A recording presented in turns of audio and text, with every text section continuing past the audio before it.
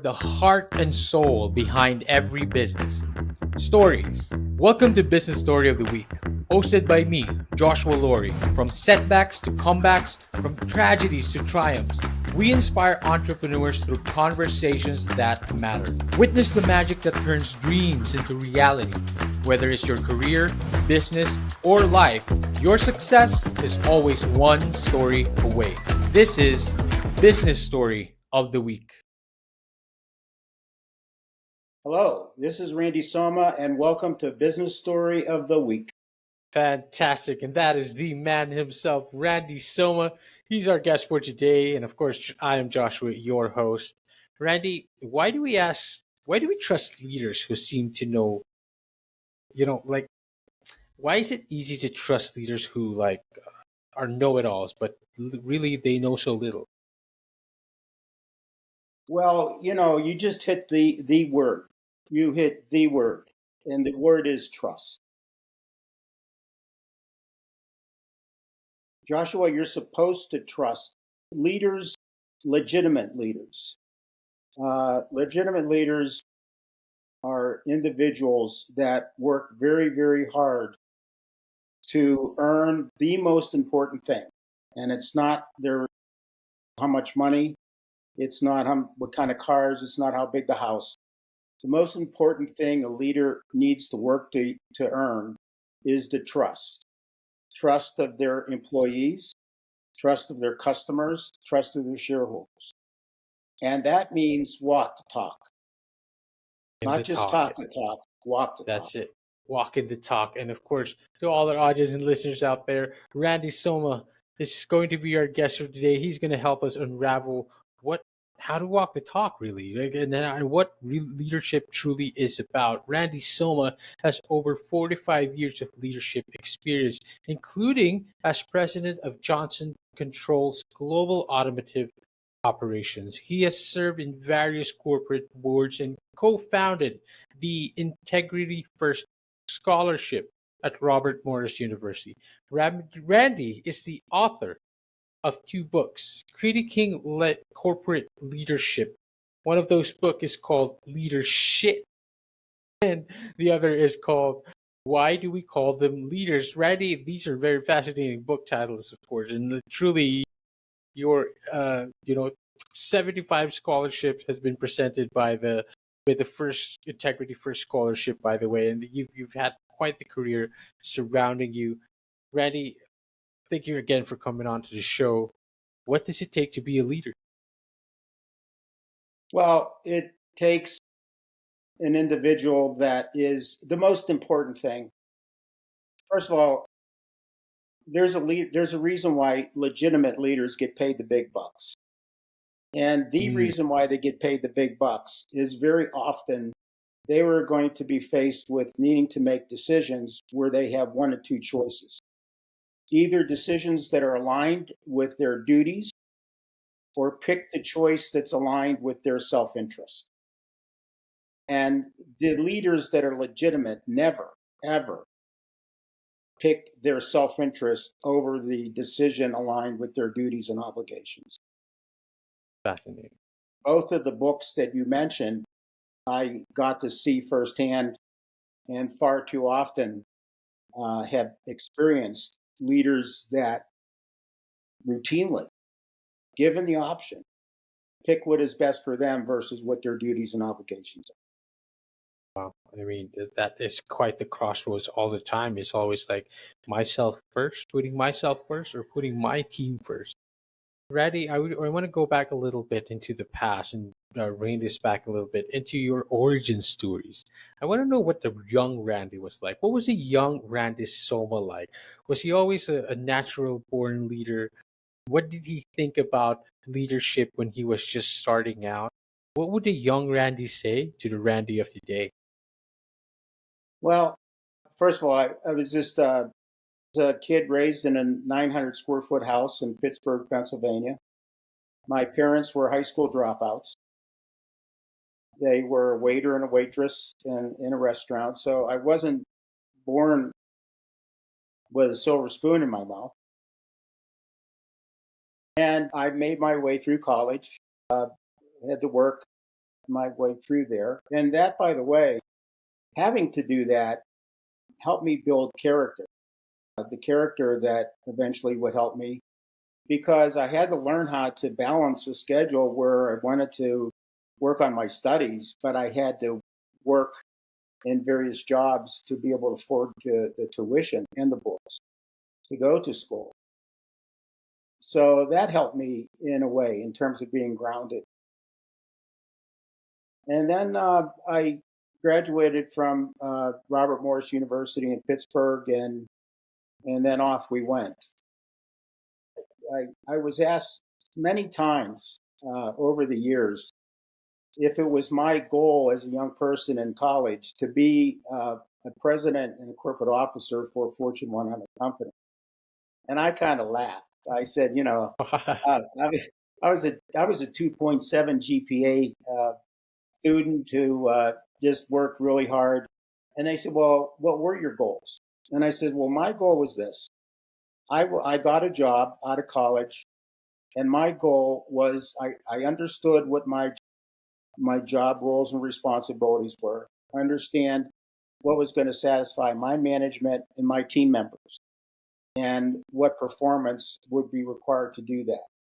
And I focused on doing that every single day. Wow. And some days it took more than 8 hours. Some days I would go home for dinner and then come back to work after that. By the way, I got married 3 months out of Robert Morris University. So really, wow. My wife and I just celebrated our 51st wedding anniversary. So Congratulations. we went on this journey together.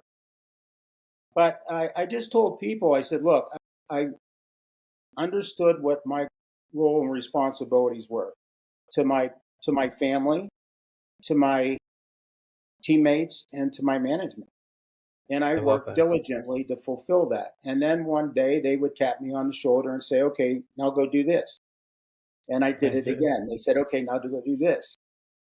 And the next thing you know, because of a lot of hard work and a lot of commitment, I made it to the corner office of that company, and wow, very cool. It was quite a blessing. I mean, it truly is remarkable, but also at the same time reliable, right? And I think that's the word, and one of the words that forms a leader. I mean, part of that reason why people kept putting you in positions that they know you can succeed in is because they've seen you as someone who is reliable. You've worked in high level corporate roles as well, and you also run a scholarship for again Robert Morris University, and you run literally the name is Integrity First Scholarship. Talking about reliability as well, we can talk a little bit about integrity as well. I think, how do you see integrity's role when it comes to corporate leadership, and especially performing at high levels that you have, and also teaching other leaders the same to perform at such a high level? How does integrity come into the picture? Well, Joshua, let me give you my true story that goes right to that. Oh, I love stories. We love stories on here. Please, Randy.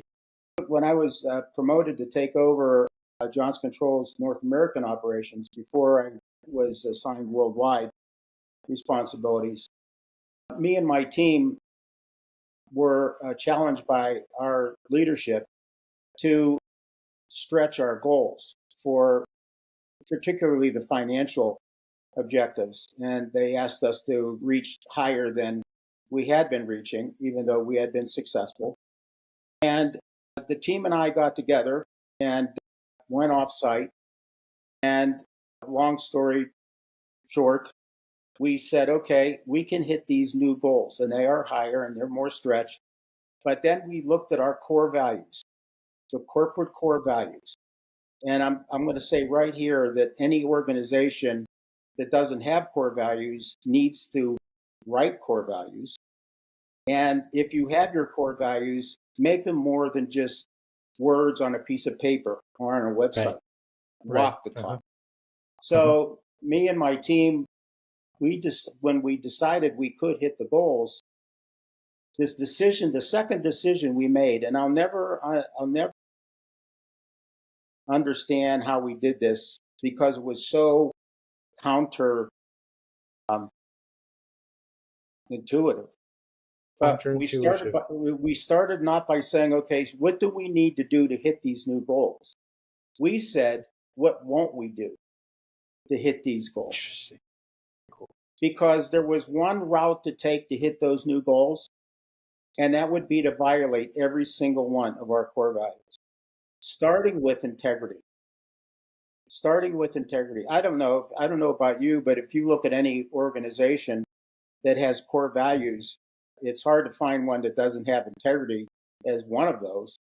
I mean, it'd be conspicuous by its absence, don't you think? I mean, Absolutely. Absolutely. yeah, but yet we said we are going to hit these numbers, but we are not going to do it by violating or violating our core values at any step in the road is just not going to be an option. Absolutely. Now, we ended up doing extremely well, and we were tempted. We were tempted many times because I had to report to Wall Street every quarter, and you have to tell them whether you hit your objectives or not. Mm-hmm. Mm-hmm. And the shareholders were really, really anxious to hear about that too. Of But course. Of course. but it was very hard to hit those numbers, especially when you were doing it with integrity and by Mm-hmm. being trustworthy and doing it the right Mm-hmm. way. But what, like Mm-hmm. I said earlier to you, Joshua, that's why great leaders get paid the big bucks because That's it. it's darn hard to do it the right way, right? Hard to do it the right way, and that involves a lot. Like again, walking the talk, integrity, making sure that you are stick to your values. It's so much easier to just lie about the numbers, right? So much easier to just say like, Well, "Hey, we hit it." yeah, well, I think that both of the books, by the way, I got angry because not Johnson because of the situation I described the Johnson controls. What I learned was both a blessing and a curse. Wow. What I learned was you can do it the right way if you have the right team committed to integrity, to honor, to trustworthy, to being true to your values. You can hit all of the objectives that you ever put out there. The difference is they'll be legit. Okay. The curse is I learned that. And now I go on the boards of directors of other companies that are doing it by violating the values.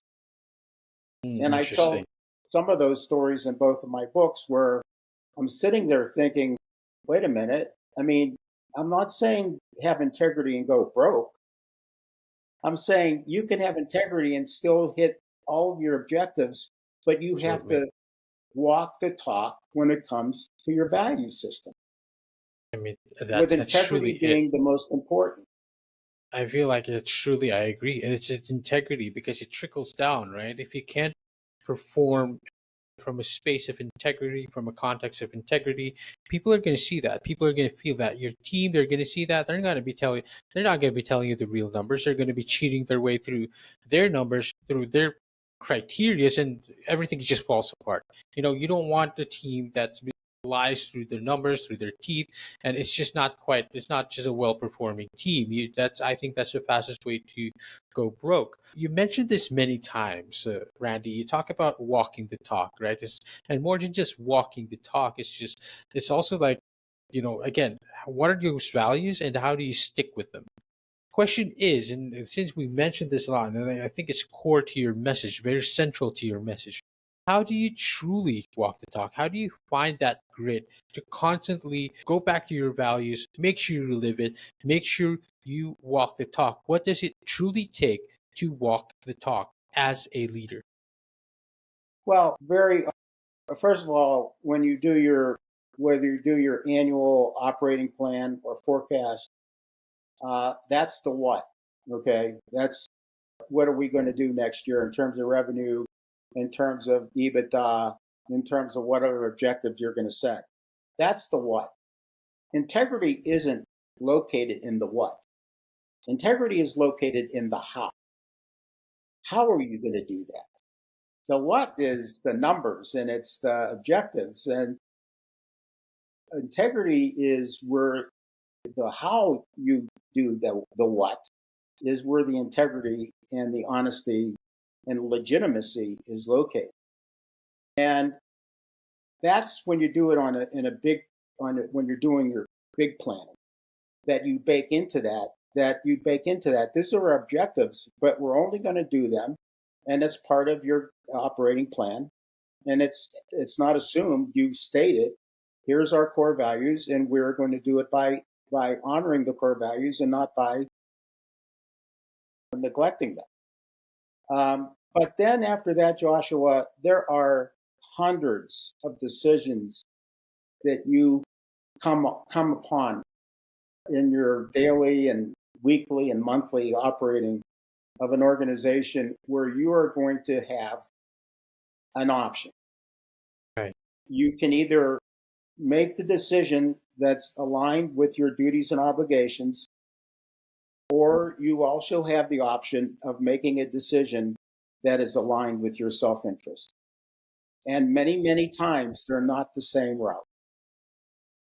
And too often, and this is one of my concerns about our leadership culture in our country, not just in corporate America, but in general, is always were exceptions where leaders, given the choice, pick their self-interest. Now I'm afraid from my own personal experiences that I'm seeing far too often in boardrooms and in other stories that I've been being told, that leaders are choosing their self-interest when they should have picked the direction of what was aligned with their duties and responsibilities. And what really angers me isn't that so much, Joshua.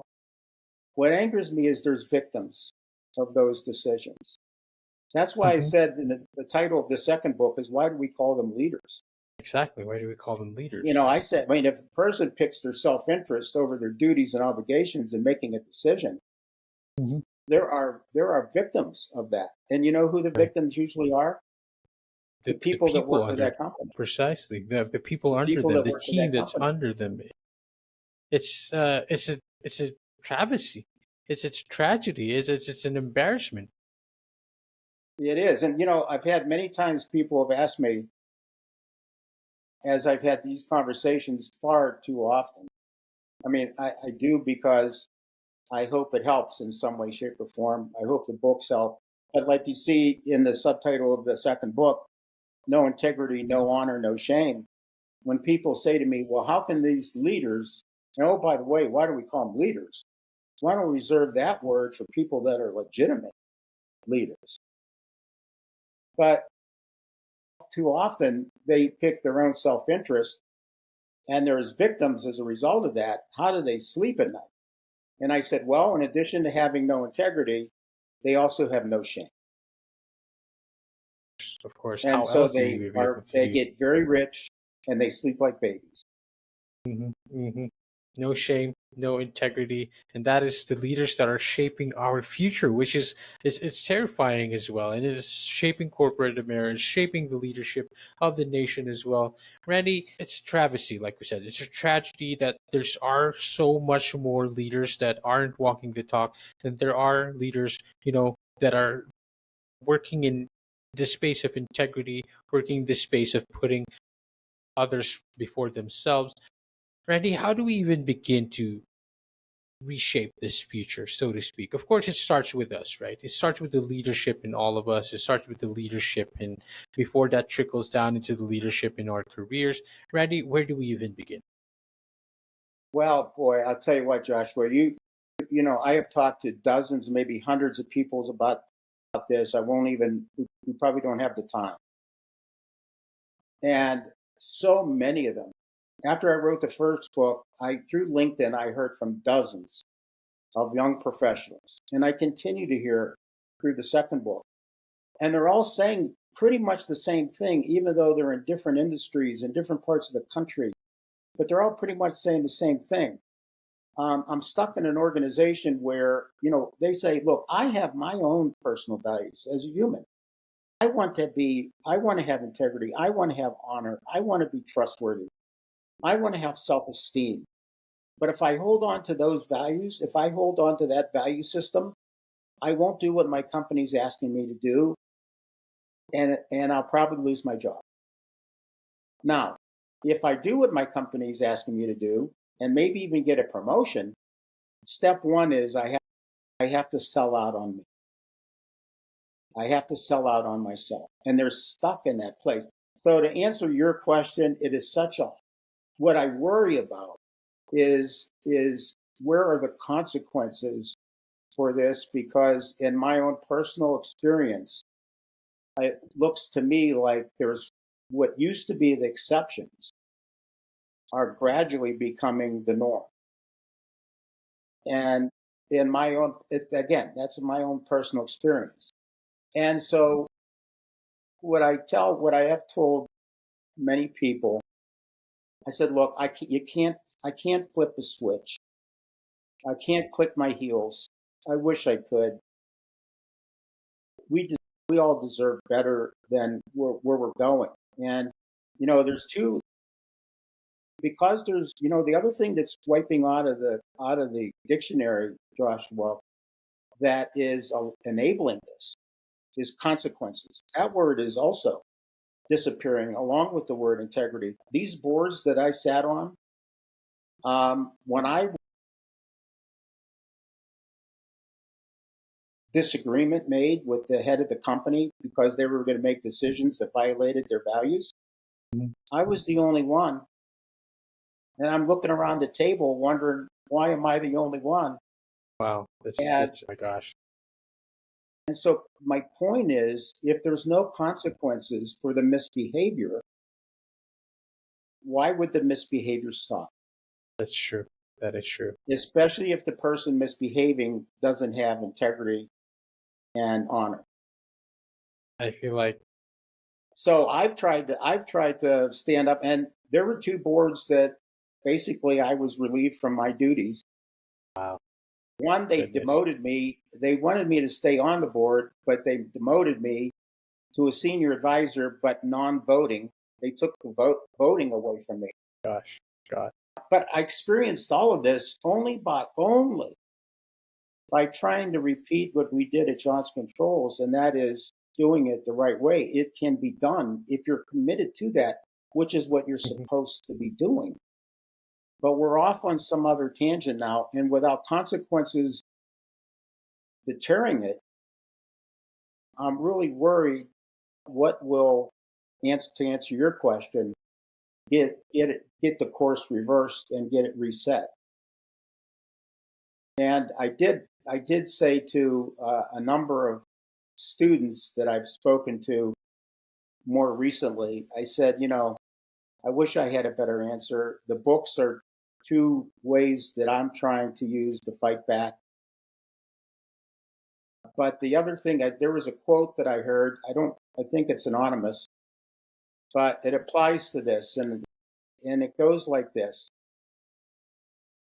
Fate whispers to the warrior, "You can't handle the storm," wow, and the warrior whispers back, "I am the storm." I am the storm. Truly, truly, So I I tell really, the wow. students and I tell young professionals that I mentor, whenever you have the opportunity to push back, be the storm.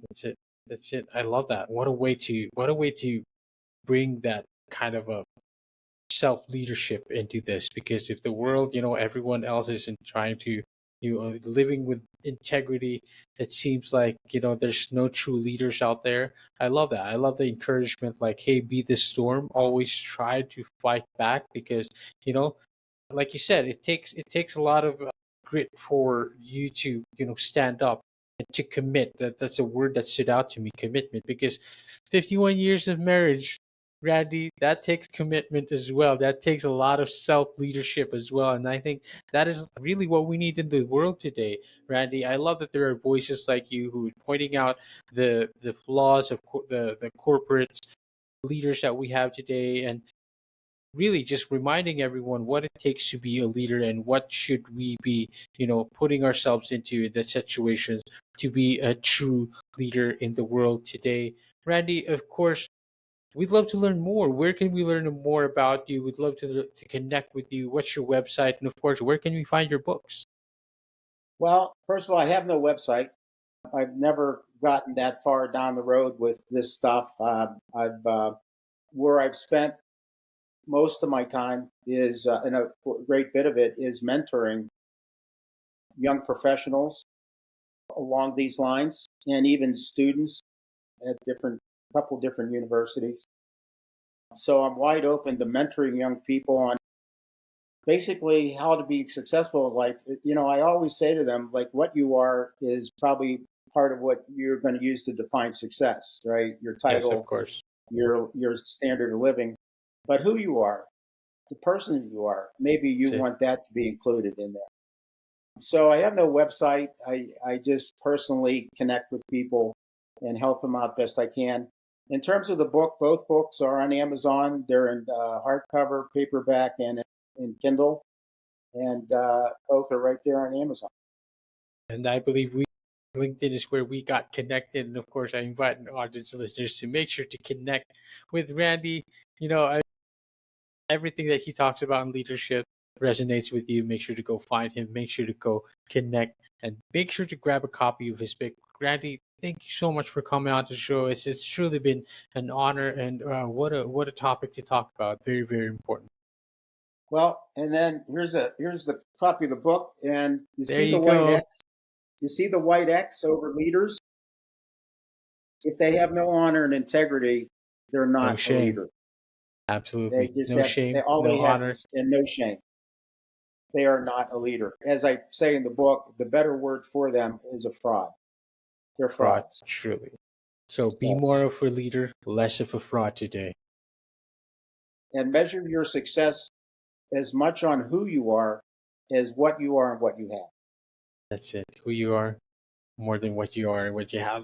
Randy, this is all so much wisdom and perspective, and again, a topic that's so important to talk about. Randy, thank you so much for coming on to the show. Well, I'm flattered by your invitation. Thank you, Joshua. To all our audience listeners out there, I hope you guys enjoyed this one. Thank you for watching the episode. We will see you on the next one. Bye bye. All right, so here's the thing. We try to get a little bit better every day, but we can't do it without you.